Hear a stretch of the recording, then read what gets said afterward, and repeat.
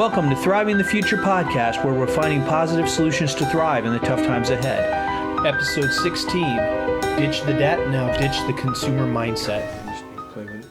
Okay, welcome back to Thriving the Future podcast. This is episode 16. We are talking about ditch the debt, now ditch the consumer mindset. So people understand what debt is, pretty much. So what about the consumer mindset? I think the consumer mindset is what drives most people being stuck in the debt right now. Mm-hmm. That always buying things causes you to not have a budget or be outside that budget. It confuses your needs and wants. That's good. And so you think you need it, but you only really want it. And some of those, you think you want it now, and tomorrow you would question it, right? Right. It's like the fancy sales pitch when you're walking down the store aisle, right? And they have one of those special demo things, right? And sure. You get pulled in. Oh, I want that. I have to have that. I need that. What am I going to do without that? And then, how am I going to? I'll put it on the credit card, and we'll just take it out of next week's check instead of putting something in savings, right? Yep. Or, instead of walking away and thinking about it for a big item like a appliance or a car or something like that, you should always walk away and sit on it. Yeah. Because it's very easy to confuse right. wants and needs. It's that inner push. Mm-hmm. So why would people be confused about that? Because our whole economy is based on it. Yeah, our whole economy is based on growth, consumer product index, or what is it, consumer confidence index? Right, but it's also, many companies have planned they need X number of sales to stay viable for next year. Right. And so they have to sell to somebody, and so they have to use manipulative tactics to tell you about products. Yeah, or use planned obsolescence, right?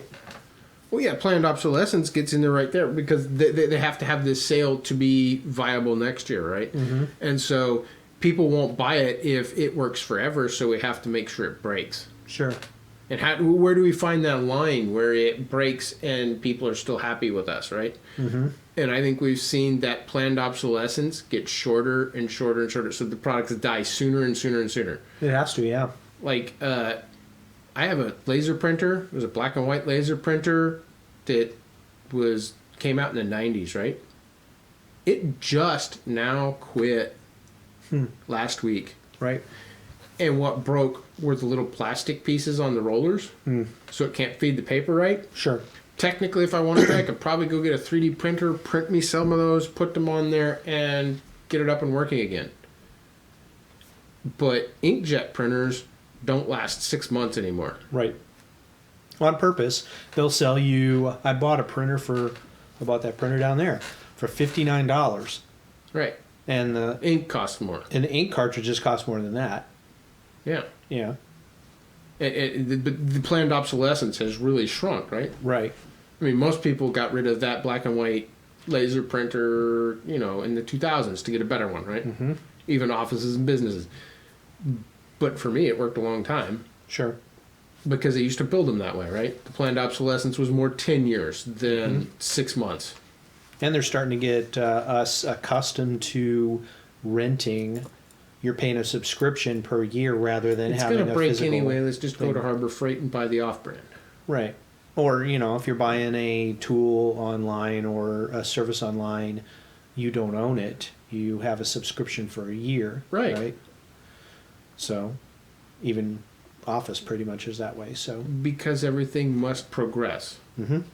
And if Apple doesn't have even when they do, even if they meet their goals for sales, their stock may still go down because it wasn't some outrageous gain. Right. And part of the problem with that progress thing is how we've defined progress, right? Mm-hmm. If you had a community or a group of people or an economy built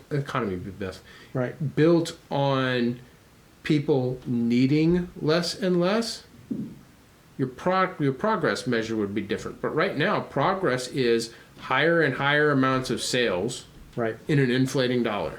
Inflation is good, right? Because that means something is growing. They've linked those two ideas together. They really shouldn't be linked together, but they are. And so unless inflation is happening, then we have a slow economy and the world's going to end. That's questionable if we've been paying attention to the way economics have been working lately. But Right. But so let's define the consumer mindset. What do you? Because we're talking about the mindset, right? And this applies even if you haven't completely ditched the debt yet. You're working on ditching the debt. Getting rid of this mindset sets you up to get rid of the rest of that debt. Yeah, I struggle with this just because I grew up poor. When I grew up, people didn't go out to eat during the week. Right. They only went out to eat on the weekend. You didn't have Olive Garden. You had fast food, and people would go out, during the week sometime.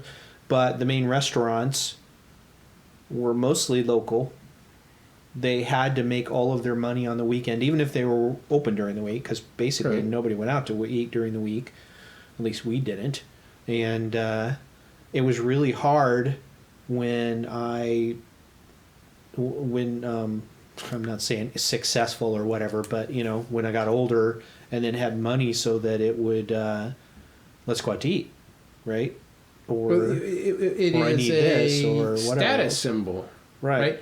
It was people don't do this, Sure. and I'm going to do it because I can, because I want to feel important, and I want to soothe an emotional loss or achieve a status. Right. And I think that is a lot of the consumer mindset. Those are the emotions they play on to do that. But see, even their progress is defined as eating out at a restaurant in what we were taught, in what we saw. But we could define progress as the number of meals I cook for myself at home. Yeah. And I think we're seeing that start to flip, right? People Yeah. are trying to find that. I think that's kind of what a lot of the homesteading traditional direction is, right? They're looking for this other definition of progress that they can't see.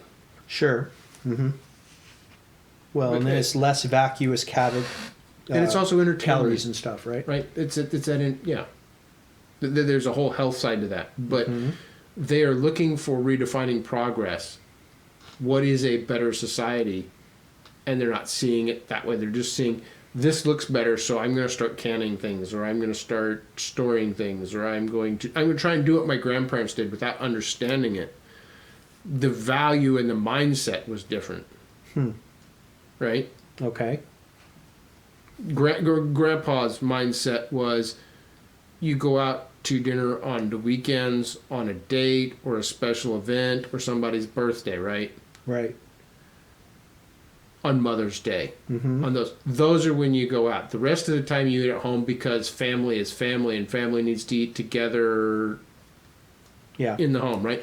That is the mindset. That is the value. And less of that by my grandfather's generation wouldn't be called progress, right?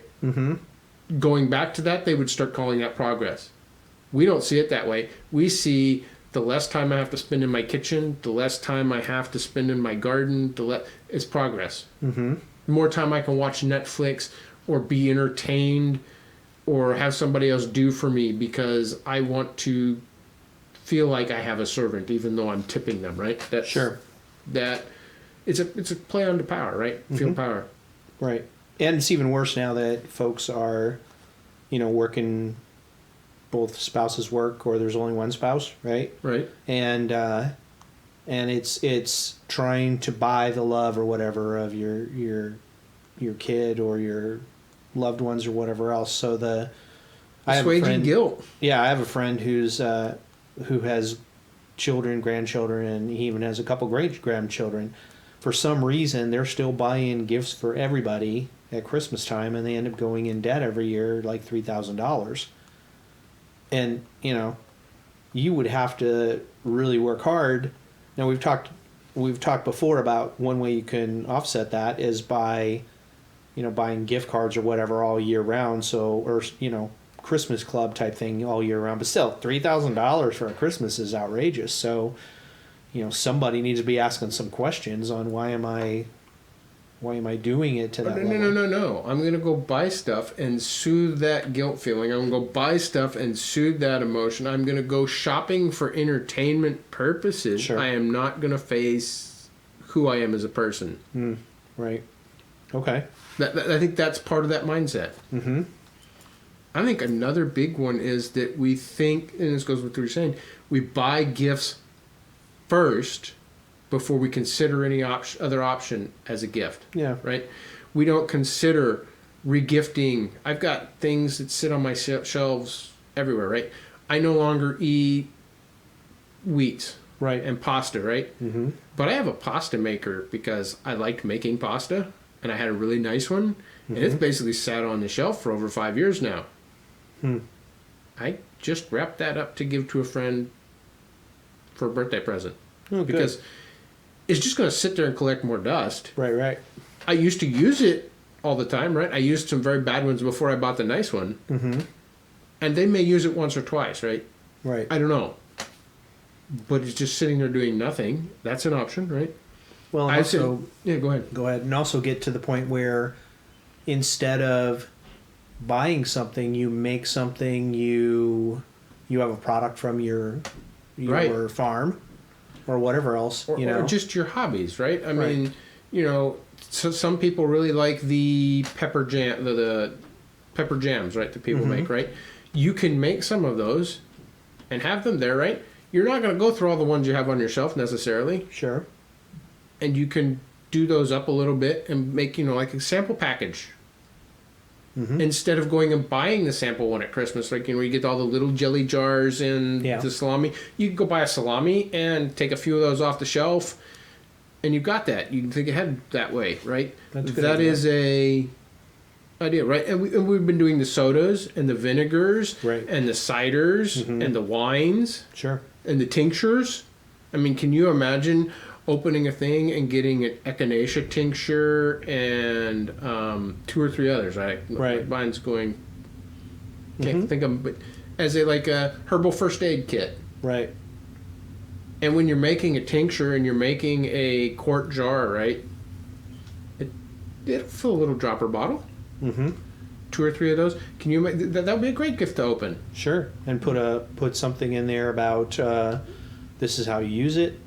Right. Maybe a small little book or whatever. Right, and then put your phone number there. So when you're going to go use this and you have questions because you didn't read any of this and you're going to use it and you have questions, call me. And here it's simple, right? Just call me. We'll talk through it again. Right. And if you get fancy labels or you get a fancy ribbon and put it on there, it's just as good as something you buy. Right, and you can do all kinds of things with packaging. Like you can go to the thrift store and buy some of those little wicker baskets or whatever Sure. and build your own. You got those in there, maybe some Band-Aids, and you've got a little first aid kit thing. Or you can do that with the jams and put in some fruit, right? Go to the store and buy a couple bags of apples and oranges and pears, right? And you can put those in there with the jams, right? And you have that. Or some nuts, right? Sure. Make the gift basket rather than go buy it from the florist who didn't care. Right. You could make. I know people that make quilts. I know people that make candles. I know people that do those. All of those are valid things, right? Right. I'm working on learning to do some small woodworking things like wooden spoons. I'm just working my way there. Those would actually be really good gifts. And as you're learning and building that skill, right? Right. You're going to have a bunch of samples, Yeah. extras you're never going to use. That would be a possibility, right? Those things are all that. But we can even go another way that doesn't really cost anything, right? You can spend time with them. You can go on a hike. You could come over and sharpen all the knives in their kitchen, or the knives in the scissors, or their chainsaw, or whatever, right? Or do like what we have at the barter blanket, where someone actually trades. This is worth 4 hours of my labor. Right, but Right. that's what I was going to say next. Is you can come help them with a project, right? Give them. You can go print up a real fancy thing, right? Sure. One voucher for 4 hours help on any project, right? You can give that to them as a gift. Right. Those are all gift items, but that's not what we think. We go, oh, somebody's birthday or somebody's anniversary or somebody's Christmas, right? And we think, where am I going to go spend the dollars? Mm-hmm. So part of ditching that consumer mindset is to start think about these values we can provide. Right. And not only that, it will help you and your person, right? Because you're going to have a value that you're giving. Sure. And it's a real value. It's like my grandfather saying that family dinner time was important. Mm-hmm. Right? Part of a very expensive Christmas of buying everybody gifts is because we feel guilty about that time we're not spending with the family, right? Correct. Even though mealtime happens every day, it is actually the real quality time because it isn't planned, it isn't a vacation, it isn't a museum tour, it is living. And we're very divorced from that, and that's why culture is dying. Right. Absolutely. Or even people go to the restaurant, and then they're all on their phones, even the kids, and then you're like, why are you even at the restaurant? Because you're not talking to each other. And you got the other problem, right? Everybody you're talking to, you're on your phone. They say, pick, or it didn't happen, right? Mm. You got to get a selfie with all these people so people believe I went out to dinner with them, or that I went to the park with them, or or we did this thing together. If there isn't a pic, it didn't happen. It's the same mentality. It started with buy the T-shirt, right? You go to the concert, you have to buy the T-shirt. Sure. You go to the museum, you have to go to the gift store. Mm-hmm. I have to prove that I was here to other people.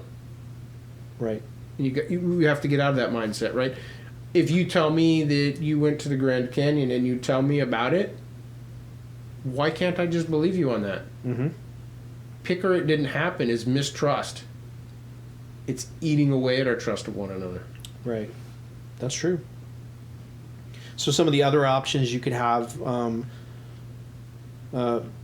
buy tools that are durable and the best that you can afford, so that so that you can say, oh, this is awesome, but you're more likely to get something that's more durable than the $100 whatever, right? I can go buy a cheap tool to do this one thing at Harbor Freight, right? Mm-hmm.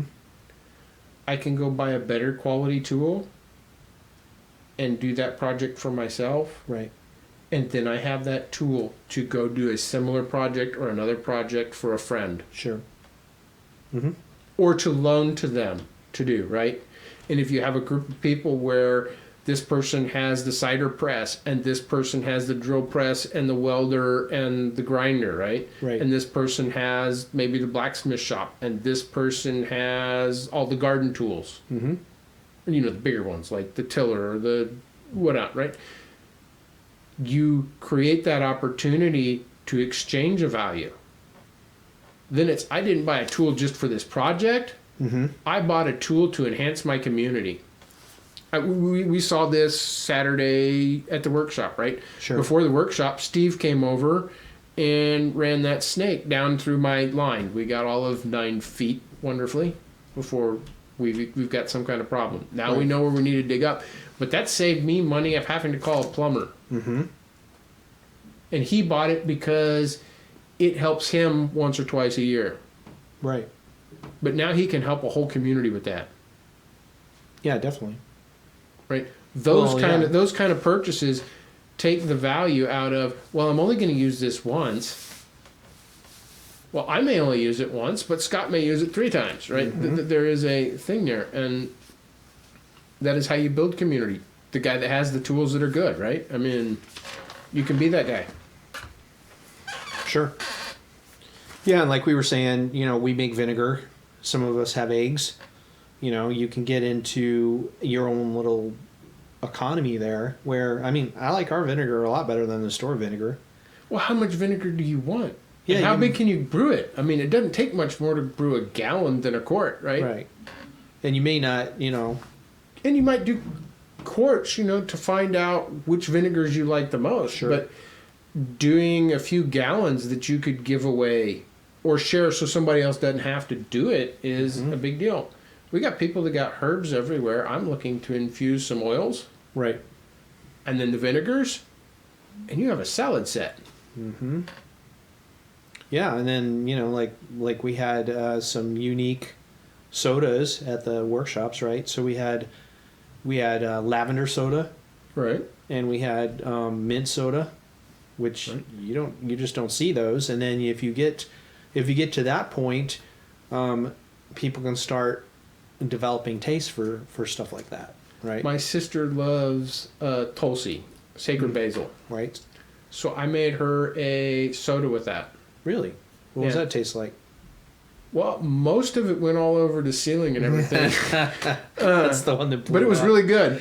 Yeah. But it was her birthday, right? And I was Right. like, she loves this herb, and I've not tried this. Let's try that. It was really, really good. Uh-huh. And then I also, some people have not diabetes, but they're watching their sugars, right? Sure. Agave syrup will act differently than sugar. It will actually lower blood sugar, which is one of the reasons diabetics can drink tequila. Right. Because that effect passes on from the cactus properties, right? Can't think of the part of it. So I did half of it sugar and half of it with the agave syrup for the sugar for that. Mm-hmm. That was interesting. It was a completely different flavor. Yeah, But I agave messed up has the different- yeast somehow. I wasn't paying enough attention and put too much in, or it didn't monitor the bottles, or It blew up. right. It was a great soda, but That's funny. I think this also, we need to think about the consumer mindset applies to more than just goods. Right. It applies to services. Yes. And I think this touches back to one of the other reasons we have this consumer mindset. We have this fear of missing out, Mm-hmm. and the fear of they're not having the status symbol. I don't have what my neighbor has. How many gym memberships are out there not being used? Well, let's see. It's past January, so there's a lot of them. Right. And we do that. We need to really look at ourselves and say, why am I letting somebody else set my priorities? Mm-hmm. Well, Letting and get into PayPal, and go in there and see what kind of subscriptions you still have set up that are on a repeating, renewing basis. You'd be kind of surprised. That's a good way to cut expenses. Sorry, I cut you off. No, you're fine. It's kind of what we do, right? Right. Means the inspiration goes back and forth. But those services, there are many of them, and I Uh-huh. can't think. Do you need Spotify and YouTube Music and I can't think of the other one that's big, right? Or the iTunes and latest one everything, all the time, right? Those are things we think we need. Some of them are wants. Sure. I mean, I used to buy MP3s, right? Mm-hmm. And then I didn't need to stream them. Right. It's cheaper. I get the same value. I get to listen to the song anytime I want. Right. I don't hit my cell phone bandwidth. Data transfer, right? Yeah. Can I drop how much data I'm using by changing that habit? Mm-hmm. But we think more is better, and being able to have status with this other person is Yeah. important. We need to look at that because it's really standing in the way of some of the other stuff we've talked about, like living your intentional life. Right. And that goes into tying it into the debt as well, is that there's too many people that have switched houses and refinanced to keep that consumer mindset going, or to pay down the debt that they went crazy on, their credit card debt, and then they get to retirement and their house isn't paid off. Because you got a 30-year loan, I mean, basically you can't retire if you don't have your house paid off. I mean, you could, but it's going to be not very pleasant. Right. Well, let's look at it another way. By having the debt and not paying it off, and having the mortgage and not paying it off, you do something else. You restrict the use of your financial capital. Sure. To invest in other forms of capital. Mm-hmm. You tie your time to how long you have to work. Right. I've known people that have owned businesses, right? And so they have the house paid off and other stuff just because they were successful. They were able to transfer to part-time. Mm-hmm. I'm doing this because I like the work. and I kind of need some money coming in and I need something to do, but they could take off 2-3 months a year and go travel Europe. Sure. Or go to some conferences or those things, right? And you start looking at quality of life. Yeah. And because you're not living to work, you're whatever, right? Right. But until you sort out your wants from your needs and look at where you're spending your money to get to your intention, you can't build the intentional life. Mm-hmm. And I think the other one that happens with this is when we stay in this mindset, we trap ourselves into only seeing our value in financial capital. Right.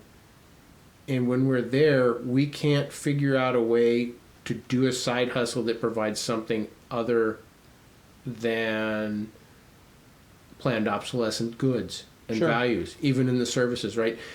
And if we continue in that mindset, we cannot build a resilient and self-sufficient community, because it always has to be grabbing more resources to throw paper plates in the landfill. Until we ditch this mindset, we will not have a resilient community as much as we talk about it. Right. We will not have a self-sufficient community as much as we talk about it, because we are feeding a landfill. Mm-hmm. And we have to go to war with our neighbor to get the more resources to fill the landfill. So we have to start ditching this mindset if we're going to get serious about an alternate system, because it's eating at the core of it, because we can't think of anything that's a service that doesn't get thrown in the landfill. I mean, if we monetize this podcast, and we need to think about how we're doing it, because we don't want to be a throwaway product. Mm-hmm. And you don't want to compromise so that you can have the big audience, right? So Well, and it's not just audience. We've said we wanted evergreen content. mm-hmm. So there are certain current issues that would get us tons and tons of hits, because our opinions on those are controversial and unheard. Yeah, like central bank digital currency. It's too easy. Yeah. But sticking with the evergreen content means we are providing a value that people can go through later. Mm-hmm. I mean, you can go back and listen to these again. You can go back and listen to these as your kid gets older. Right. And this is the conversation.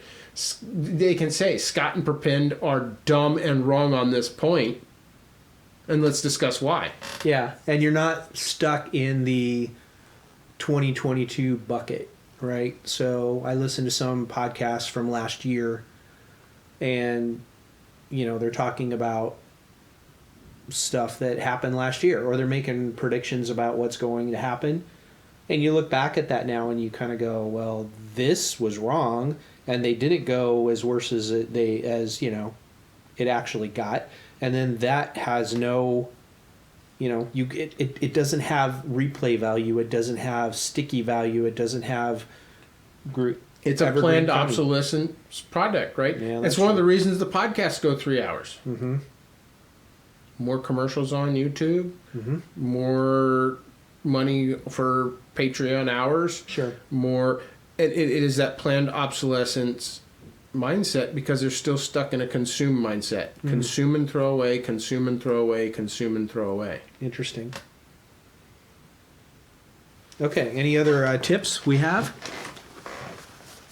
I want to hear other people start brainstorming this. I think the Telegram chat, should be full of ideas that we left out on this. Right.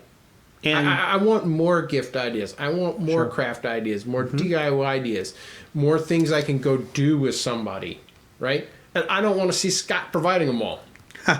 yeah. I want to see a bunch of them. I want to hear that this was talked about between you and a bunch of people, and your kindergartner said, I drew you a picture, Mommy. Yep. That's the gift I did. That is the DIY, right? That is an expression of love. Mm-hmm. And it's a good one. Right.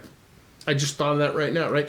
I want to hear those ideas too. I want to hear what kids are saying. I want to hear what the rest of your family is saying. I want to hear things that you would like somebody to do for a gift, right? We've got a guy that wants white mulberry. Right. So we're going to work on getting some starts for him, because he doesn't do plants as well, right? Mm-hmm. Sure. Until people express these ideas, we're stuck in this box of buying people gifts and gift cards. Right. Exactly. Good We want points. the resilient community. So we have a link to our Telegram chat on the website. It's over on the right in the sidebar over there. So you can join the Telegram chat, and then we have conversations like this on there. We want to hear some more from the people that are already on there as well. So it's not just the announcements of the podcast, but it's actually interaction. So there's some episodes where we get a ton of interaction. There's some where we don't. So I think this is a good one. Get this on is there. a good one. How are we all going to ditch this mindset? Right. Exactly. What's your tips? What's your tricks? There's got to be some stuff that we haven't covered that that you have tips and tricks on, right?